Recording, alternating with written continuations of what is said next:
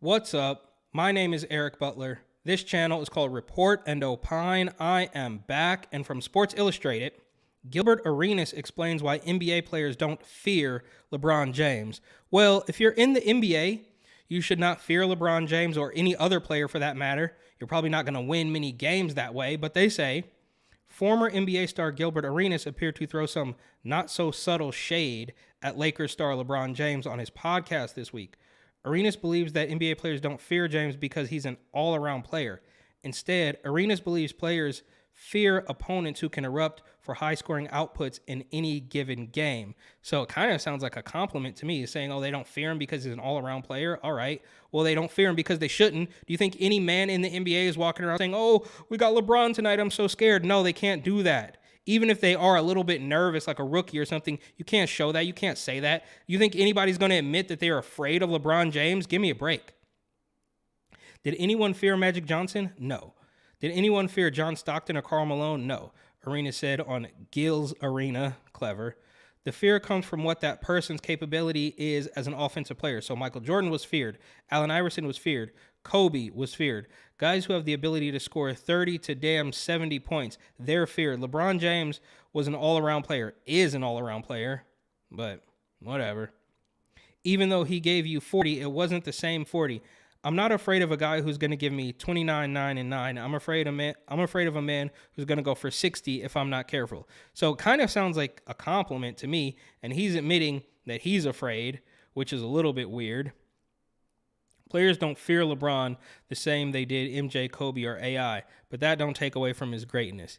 Yeah, fair enough. I mean, I don't think anybody who's active in the league right now is going to admit they fear any other active player. It's just not how it's going to work. Arenas went on to compare James to Jordan, Iverson, and Bryant, saying that the latter three were feared because they were capable of massive scoring outbursts. His co-host named Steph Curry as an example of someone who was feared for the same reason today. Even though I don't believe people fear Steph Curry because he's just like kind of a little dude. Yeah, he shoots it from half court. He shoots it from the other team's, free throw line. But are you really afraid of him? I don't know. Maybe I would be because I don't play basketball, right? I'm not going to go up one-on-one against Steph Curry. That might be a little intimidating, a little scary. But if you're in the NBA, you can't literally go out there and say you're afraid of another player. It's just not going to work. That would be toxic in the locker room, I would assume. Oh, guys, I'm so scared we got LeBron tonight. What? It's all, he's just trying to get some clicks for his podcast, I suppose. Ironically, James now holds the title of top all-time scorer in NBA history. This season, James is averaging 29.5 points per game.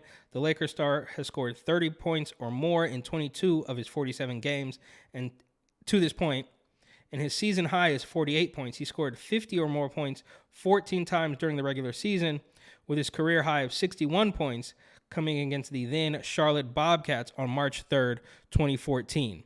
So, yeah, so I think, look, I'm not a basketball expert, but I think Gilbert Arenas is wrong for the main reason being that none of these players should be afraid of any other player, but B, he is a scoring, he's the leading scorer in the league, and he still has years to play. And nobody, if you crunch the numbers, I don't think anybody can catch him. It's going to take, not in our lifetime. Nobody's going to catch the amount of points that this man has put up. So you're wrong for believing that anybody fears him, and you're wrong for saying he's not a scoring wizard, because he absolutely is. He's literally scored the most points in NBA history. So I'll give Gilbert Arenas credit. He is more well-versed in basketball than I will ever be. But I think this is the wrong take on this particular subject. But I'm sure it'll get him some clicks on the podcast and hopefully some clicks on my YouTube channel. So thank you for watching. Please like, comment, share, and of course, subscribe.